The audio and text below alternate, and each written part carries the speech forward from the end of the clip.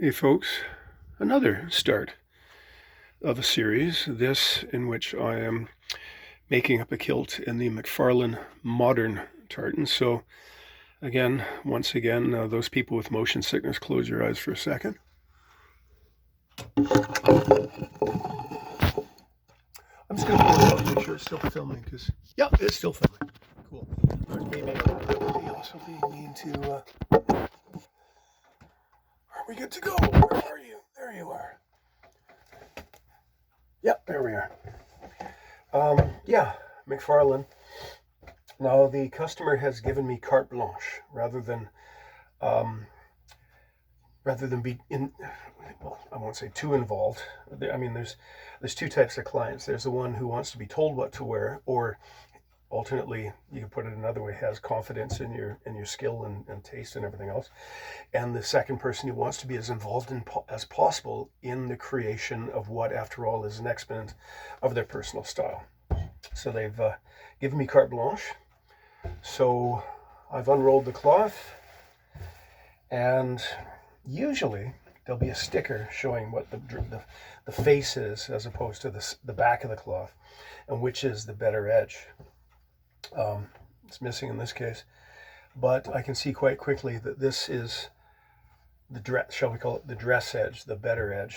This is the construction edge, because we can see blemishes where it's been tied in and such like that. So looking at this cloth, it's the grain of the twill is low left, high right, which tells me this is the back of the cloth. So I'm gonna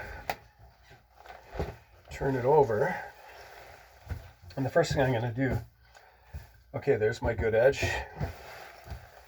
high left, low right. This is the outside, this is the face.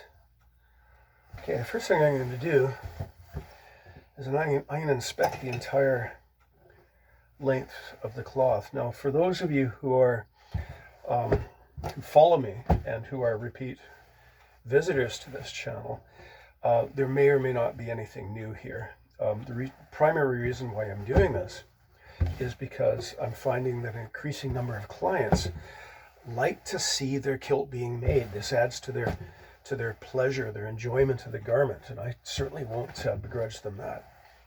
If you are a regular follower of the channel, perhaps, even though I've described this however many times before, perhaps this time you'll see that one little added bit of detail which will give you that aha moment where it explains something. So again, I'm looking at this cloth, I'm looking for blemishes, which should be, in best case scenario, entirely absent on the outside. There's a tiny spot there where the yarn is just sort of plumped up a little bit, but it's almost inconsequential. It's, well, I spotted it, I'm not sure if anyone else would.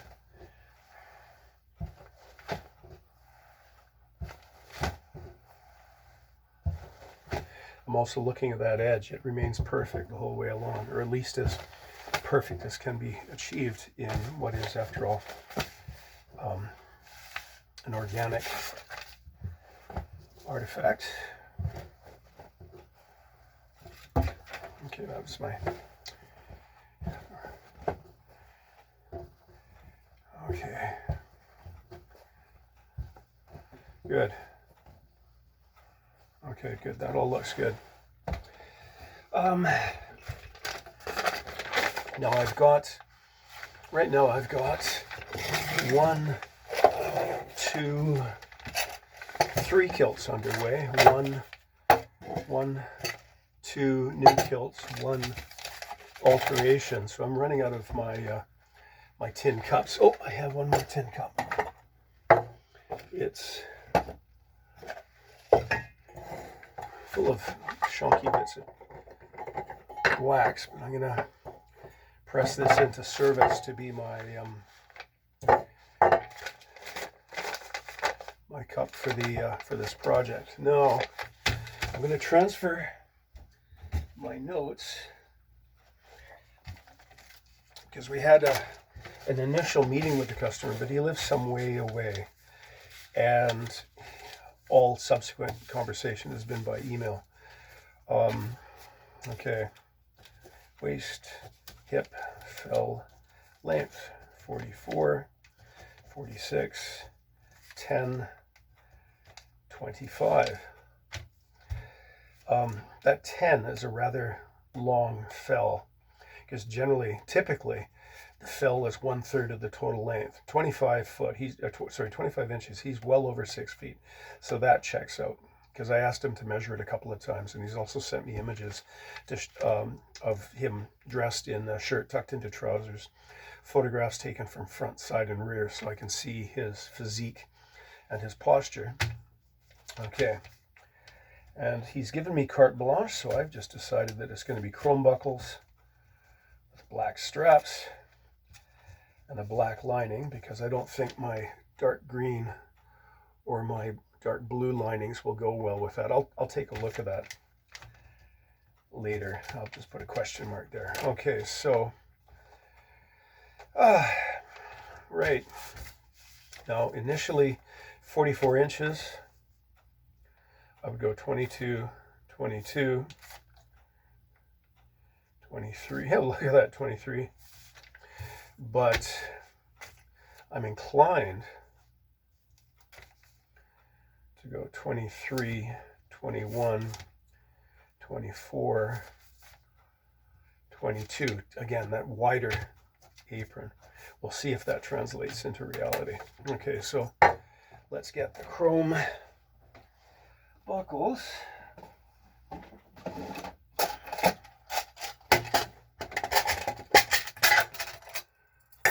One, two. Do I have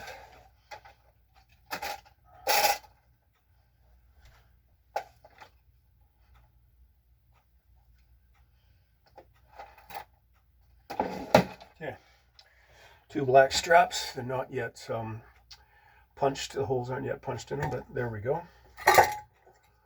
Put it in there right at the beginning, and that solves or decreases the chance of me making a hideous blunder later on. Okay, coolio. Next stage. Okay,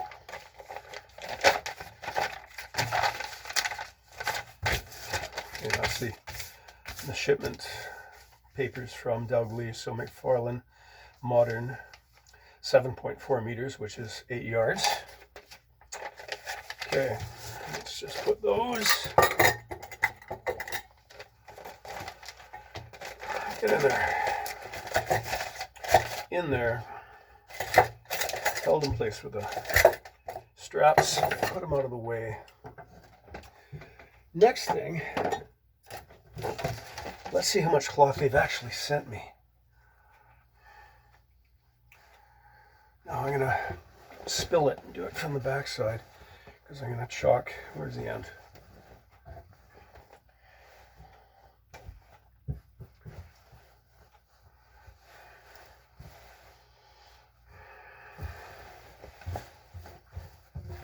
Okay.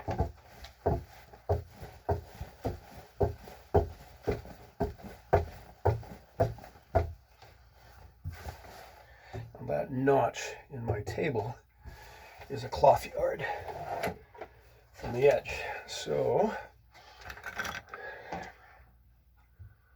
one, and yes, I've already made sure that my carpet is clean when I do this. 2, 3, ow, splinter. I have to refinish this table. 4,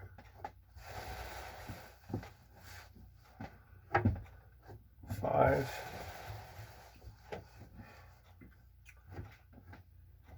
6,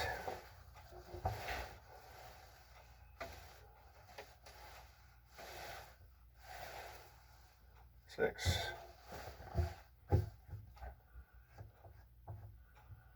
7,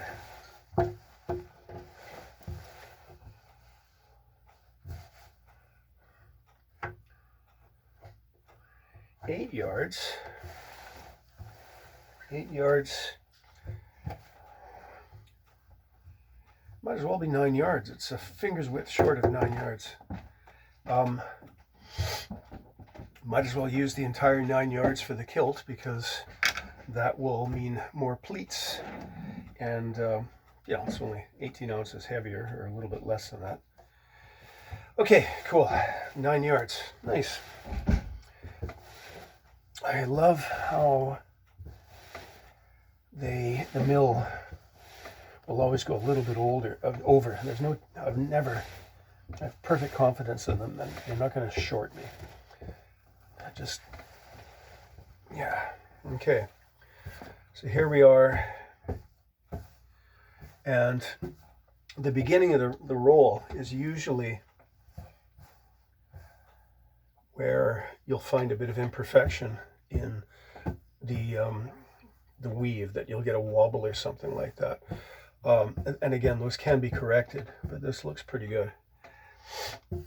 So they've decided, again, to give me carte blanche.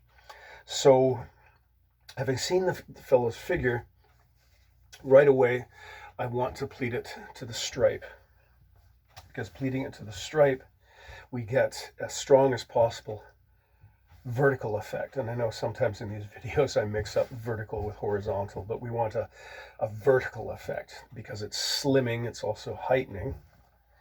Having said that, not everybody has the same concern about being too rich or too thin, about the importance, the imperative of a slimming effect. I had a client, because I would show them every possible way the thing could be pleated, whether to that line, this division between the lines, yeah, or to the set. And then it's only after I hear their preferences that I'll voice, not exactly objections, but I'll weigh in with an opinion. And because some pleating styles, let's imagine that for whatever reason we decided to pleat to the red. We're getting in this is the most dramatic example, but you're not getting any vertical element at all, and the strongest possible horizontal element. And in the past, I would try to talk people away from that, because there's a reason why girls stop wearing tartan skirts beyond a certain age, because it can be unflattering to the figure if the horizontal element is dominant.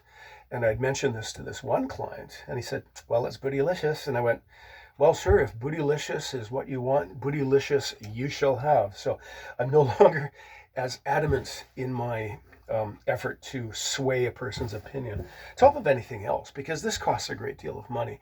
And at some point, inevitably, there's going to be some sticker shock, but we decrease the, we can possibly mitigate that a bit by having them involved as much as possible in the decision, so that at no point, I don't want them ever to say, he talked me into this, I don't like it. I have had customers make the decision, see the finished product, and go, "Oh, can we change that?" I'm saying, "Sorry, sir." It hasn't got to the point of an argument with saying, "No, look, you signed off on this, there's no chance." They've been pretty mature about it. So in any case, so I really think that pleating to the stripe is the way to go, because this is a fairly large set. I mean, it's a respectable size set. It's 8 inches, which is getting a little bit on the large side for pleating. But on the other hand, because of his measurements, again, what are we, 44 waist? 44, 46. I mean, he's got a good figure, but he's not a slim young thing either, right? So a larger set looks much better. It's much more complimentary on a larger figure, because if you get a very small, very busy set and a larger figure, it just looks like tartan white noise, right? If you can say such a thing. So if we pleated Where's my backing sheet? There it is. Because again, this table's a bit chewed up. And I don't want to chew it up more. Okay, let's have a bunch of pins here. Possibly more than I need.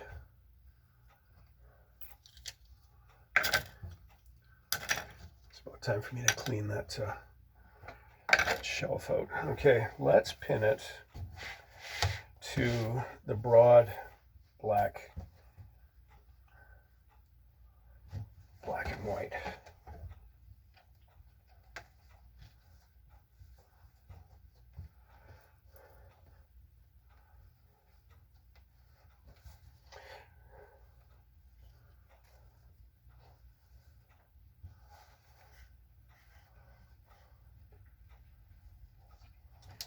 See, we can do this.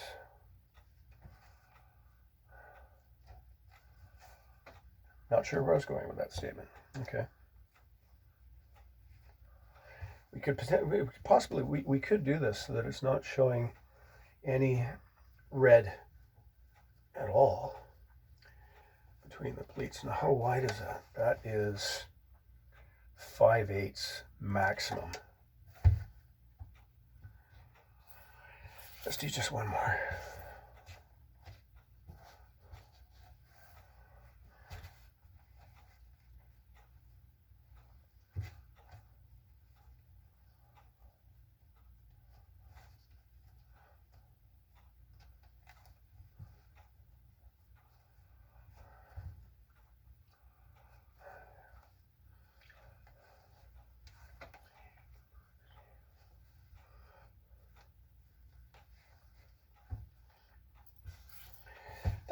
That looks pretty good. That looks, I mean, many narrow pleats. To me, they're always, I get a nostalgic feeling because that's the level of workmanship of more pleats, which means more sewing, which means more man hours, that I remember from my past. So I get sort of a warm fuzzy when I look at that. Compared to the modern lamentable tendency of fewer and wider pleats to save money. Now, when the person walks, they're going to get a flash, a dark flash, when they walk. Okay, cool. The downside, well, first off, the advantage, the strongest possible vertical element. The downside is there's an, I mean, it's a nice complement. It complements it nicely. It doesn't have to match. It has to complement it. It has to be a pleasing contrast. I think it's a pleasing contrast. The possible downside is that you've got all of this white, and should the client ever be a little bit careless in sitting down somewhere on a dirty seat, he can wind up with some stains that might be problematic. Okay, let's look at, because see, these are the same, but they're going to have these. If I pleat to that one or that one, it's going to look the same from when they're standing still, but there's going to be a different contrast when they walk. Now, let's make these pleats a little bit wider because that's probably what they're going to turn out to be.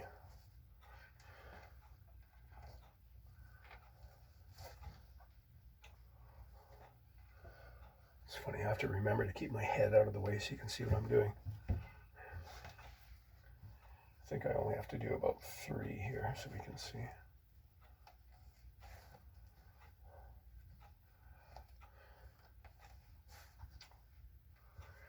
Right.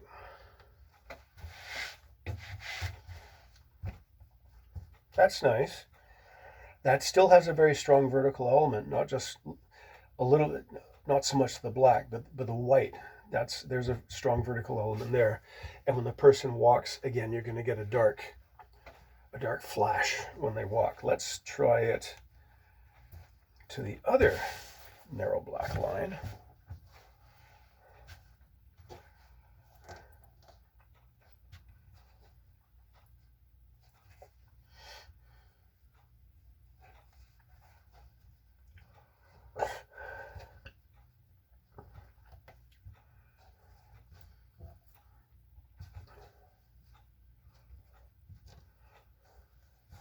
Now, I don't have to do a number of those because you just saw that, but This time when the person walks, they're going to get a flash of red.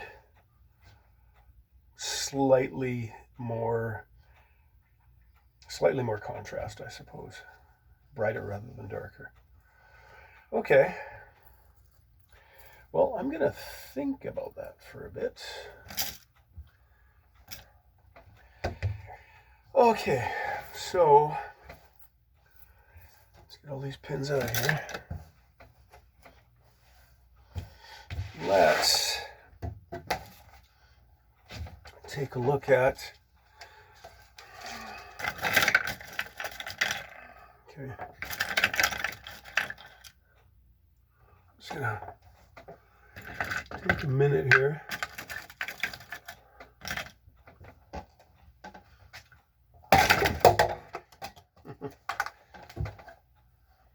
There's my sharpener. Should have done this beforehand. I'm getting low on chalk. I'm up with a postal strike. I'm not going to be able to get any new until the strike's lifted. So I'm going to recycle. My tendency is to use it's almost part of my ritual is to select a fresh piece of chalk for every kilt. Makes my accounting a little bit more straightforward. Okay, there we are. I will, pardon me a second, I'm just going to drop that in the garbage can.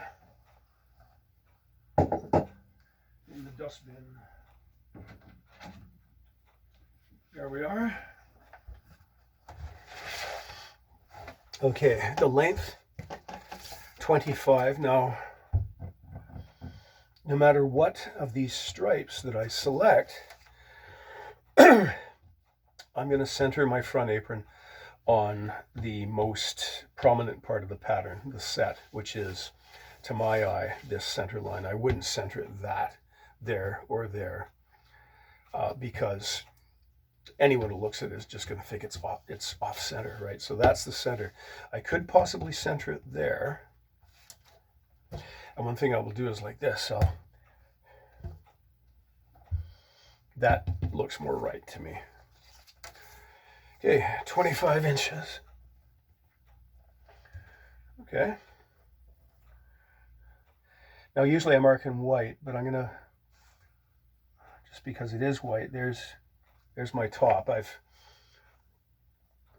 moved it up 1/8 of an inch just so the chalk is visible. I'm gonna mark that on the edge. Now,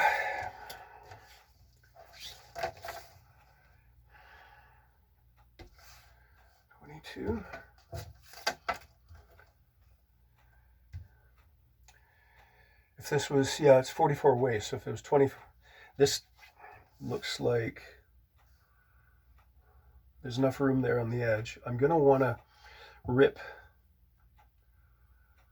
an inch off the edge because this is a cut edge and I want a ripped edge. Ripped edge is straight. This one, as careful as they are, and they're only out looking down the length, they were very, I mean, they probably cut it more accurately than I could when they're doing it, at least doing it as quickly as presumably they did. They're only out about a 1/16 of an inch, between a 1/16 and 1/8 of an inch, over 70 centimeters. But if I rip it, I won't be out at all. So 22, let's say it winds up being 23. Well, running a little bit short there. And we've got 9 yards after all. We've got a whole extra yard to play with. So let's go over here to, let's decide it's going to be 23 right off the bat because I think it's going to look better. Hell, I know it's going to look better. 23. Okay, now, where are you, 25?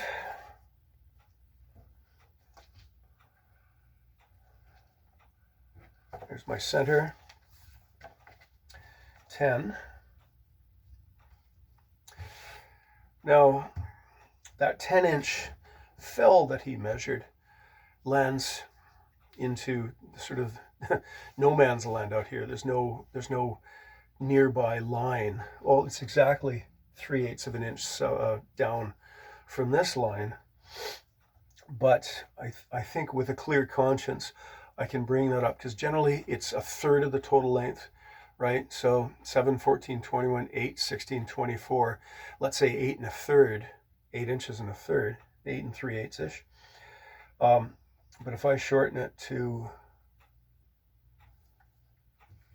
9 3/4, just to bring the bottom of the fell to there, it's not a matter of making it easier. It makes it more difficult for me to make a mistake. Let's phrase it that way. And this is going to be, this is 23, so this is going to be 24.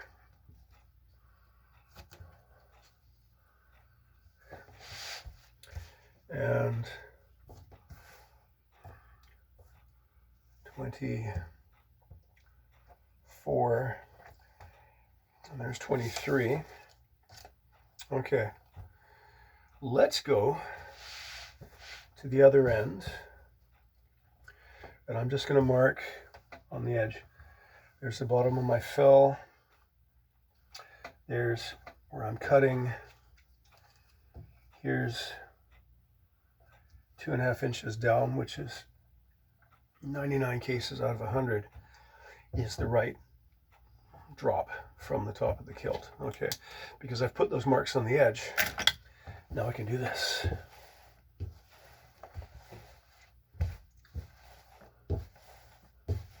There we are. I'm leaving that cut edge proud, so that when I get to the other end to mark the inner apron, I can see, I can double check my accuracy, my consistency from one end to the other over 7.4 meters, 8 yards of cloth. I can confirm it with a glance. Okay. There is my cut line. Measure it again. 25, yep. 10. There's the bottom of the fell.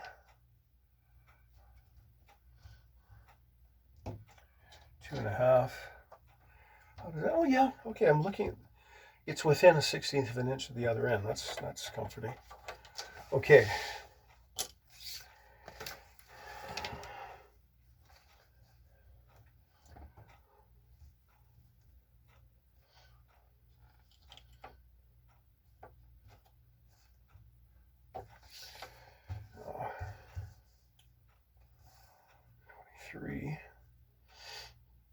Now, if this is the center of the inner apron, it doesn't have to be, the center of the inner apron doesn't have to match the center of the outside. I could go a half set off. I could go there. And if I did, I would have that reserved for the fold over, and I would have, as you can see there, more than enough for the 2 fringes. So again, you know, we do have an extra, almost an extra yard here, but let's not be wasteful. Let's not be spendthrift. So let's call this the center of the front apron. 2.5. So 1 1/4. That's centered.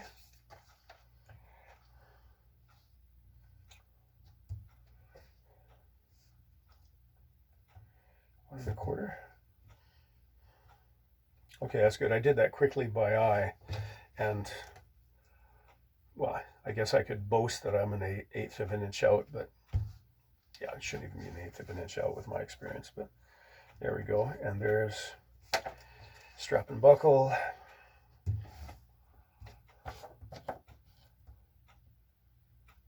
$23.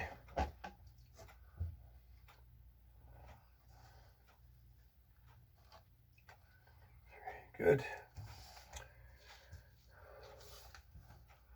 24, right there. Right there. Okay.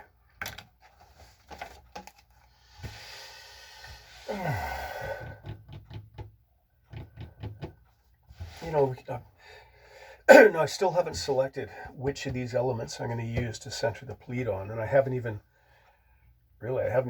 thought about or even shown you we could also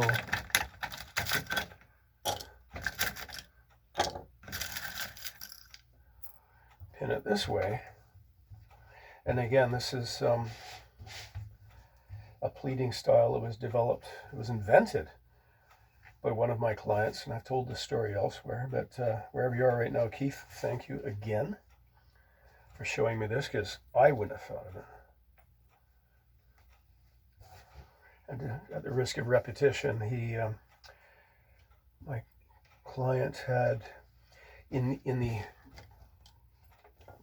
interval while we were waiting for his cloth to be woven, he had printed any number of sheets of paper, legal size, color corrected, and then spent, I'm sure, a very pleasurable time playing with them and pleating the paper in as many different ways as he could think of, and he came up with this. I never would have thought of this, and I'm pretty sure that I don't think anybody else would have thought of it. Any other, shall we say, I won't say classically trained, let's say conventionally trained kilt maker would have come up with this.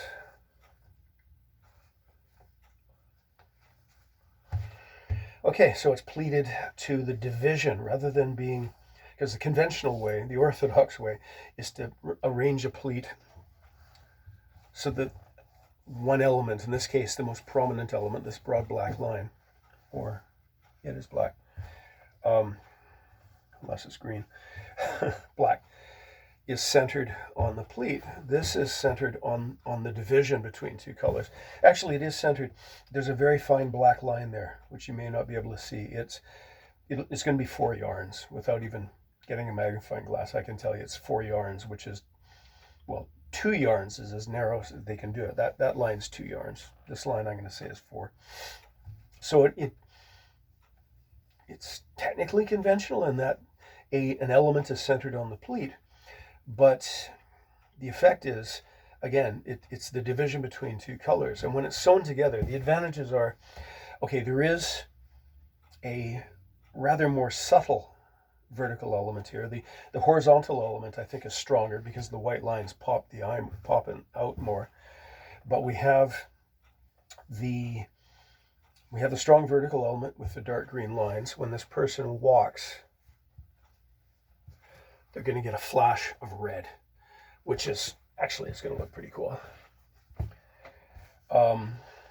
And when it's sewn, for whatever reason, there seems to be more of a 3D effect when you pleat it to this style, and sew it and press it. It pops more than pleats sewn to the exact, sewn and pressed exactly the same way, but pleats that are centered on a strong element or something like that. I'm not sure why it occurs. I only have an empirical grasp of color theory. I have no instruction at all. So I don't know. Let me pleat a few more of those. Because when the customer got back to me and said, yeah, just use your judgment, I trust you, that's also a horrible burden. Yeah, no pressure. No pressure at all.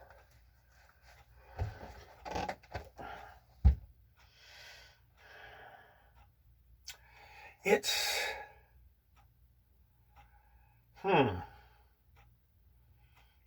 I have a clear case of confirmation bias here because I really like this pleating style. It's unique, right? I don't know of anybody else who pleats it this way, because again, it was my client who invented it. There's not many kilts out there with that pleating style. Yeah, another advantage is, and this could be me talking myself into it, I really hope it's, this isn't a quality control issue, but even to me, I'm starting to sound like I'm reverting to marketing to solve a decision.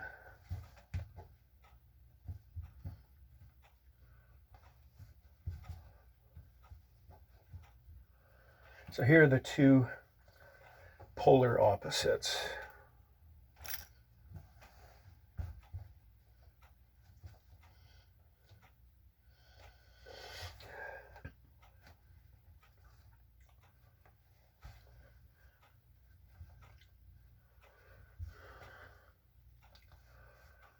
And I think if I sewed this one, I would want a red break, as it were, a red interval between the white, because of a well, primarily because when this is tapered, we absolutely can't have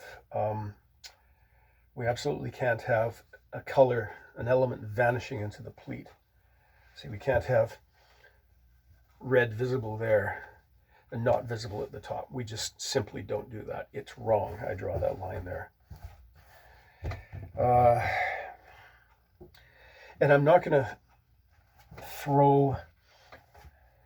post this and say, "Ooh, what do you think?" Because I hate committees. Committees aren't leadership. Committees are instruments for spreading blame. It's funny, when I was teaching leadership, I used to get in trouble with my boss because I absolutely refused to teach committee procedure. But, you know, metaphorically, a gun being held to my head, I relented. But I, pardon me, I didn't bother to conceal my contempt of committees when I was teaching the subject. And I hope that I have inculcated those students to the inadvisability of committees. Okay. Strongest vertical element. Greatest contrast between apron and pleat. You get a dark flash when you're walking. Disadvantage is possible staining if you're careless for a minute. Still, there's only so much you can do. Advantage, unique pleating style, a more subtle blend between the two. Stronger, or at least a more muted more muted. Oh, look, I almost made that mistake again. You'd think I was dyslexic or something, between left and right. Horizontal and vertical. Okay, a more muted, but still the vertical element is still present, but we have a stronger horizontal element. But I like the more muted contrast, the less dramatic contrast between that and that. You know, I'm not going to make my decision just yet. My default decision is go with that because it's conventional. It's a wonderfully strong element, and it's going to produce a kilt which is very retro. You know, it's sort of throwing old standards in the face of challenging modern shoddy, and I'm going to call it that, shoddy kilt making, where they're saving money by sewing fewer and wider pleats to get the thing out the door. This is actually, each of these is a testimony to older, better, in my opinion, better workmanship, because more and narrower pleats always look better to my mind. Okay, I'm gonna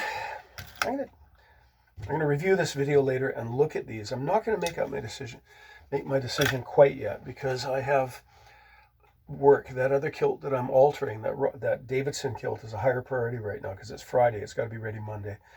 I'm going to carry on with the chalking out of this, and then if I have to put it one side, if I haven't made up my mind, you know, if it was an immediate decision, I would go with that. But I like that. Trouble is, will the client like that, and will he appreciate? Yeah.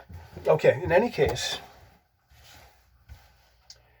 there's our inner apron. I can still lay out the depth of the hidden pleat because we only have a variable of less than 4 inches, let's say 3 1/4 inches, if we went that one, or that one, because between these two, I prefer this stripe because you're going to get a more dramatic flash. You're going to get that. Oh, now I'm starting to second guess myself. You'd get a bit of a white flash, but no, we're choosing between those two.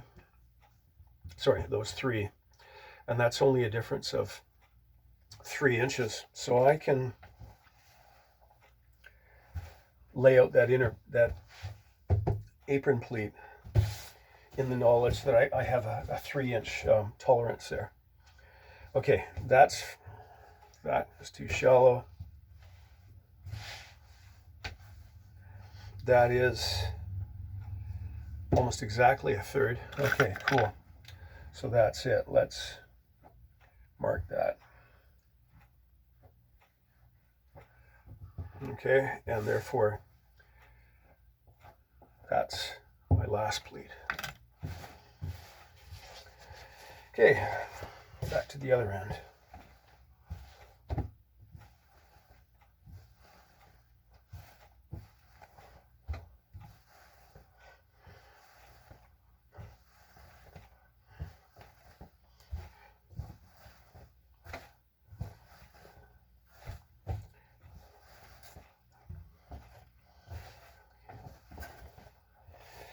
Okay, here we are again. There is the outside pleat, the outer apron. No, that is a little less than 1/4. That is almost 50%. Right, there's the center. The edge is there. See the difference between centering a pleat on the main element and moving half the set over. That's technically correct. It's a little less than 1/4. That's a bit deep, but frankly, of the two, I prefer the deep one.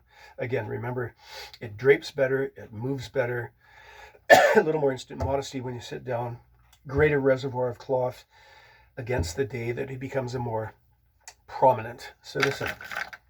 Okay, there's my first pleat. Let's see how many pleats we're going to have. 1, 2, 3, 4, 5, 6, 7, 8, 9, 10, 11, 12, 13, 14, 15, 16, 17, 18, 19, 20, 21, 22, 23, 24, 25, 26 pleats. I'm probably going to drop it to 25, given my well-known aversion to even numbers of pleats. Again, based in sound reasoning, we want a center back pleat because the eye, even at a glance, even people who don't really know what they're looking for, will pick up on that. Okay, so I'm going to say 25 pleats. Where's my pen? There's my pen.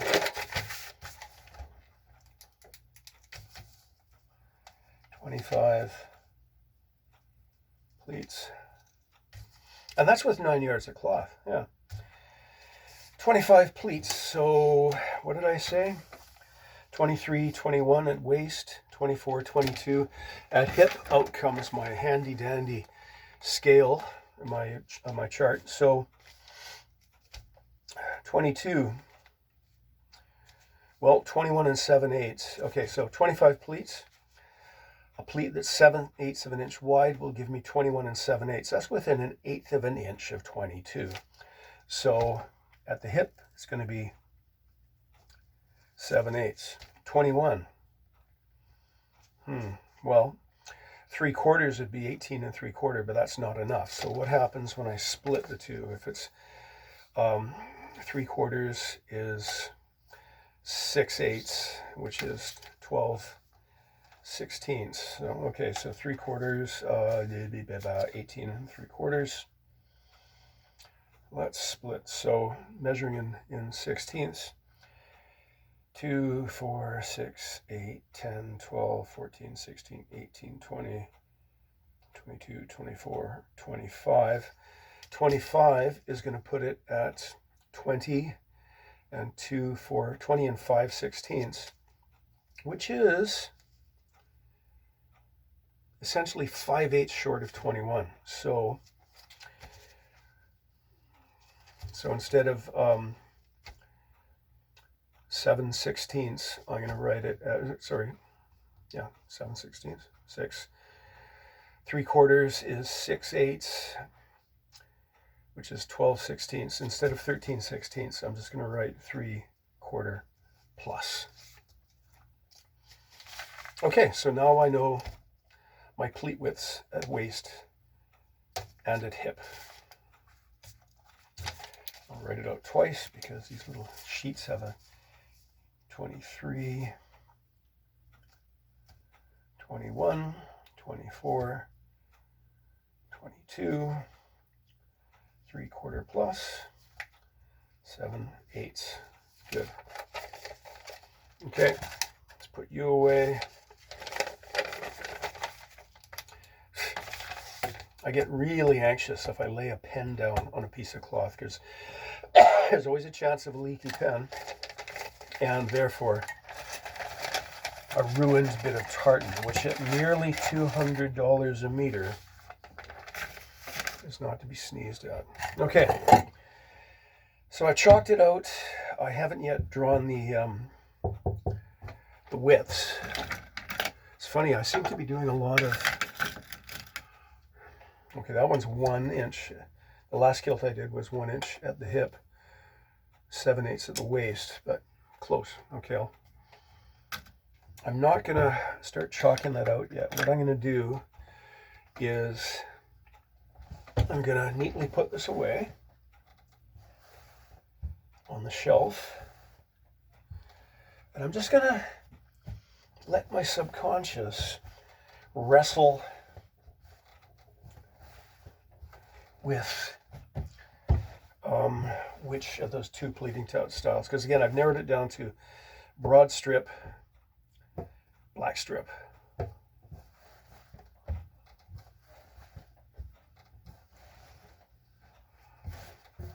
Another factor to think about just occurred to me because I'm not pitching the idea to him because he gave me carte blanche, but he's never worn a kilt before, and therefore that weights my decision in favor of black on white because it's more conventional.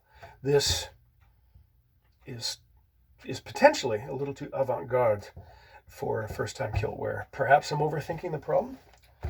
Perhaps I'm not. Okay, I'm going to put this aside. I'm going to get back to work on the other kilt, which means that I'll be shooting another video about restoring and altering a kilt. So thank you for staying with me here. Okay, motion sickness people, close your eyes.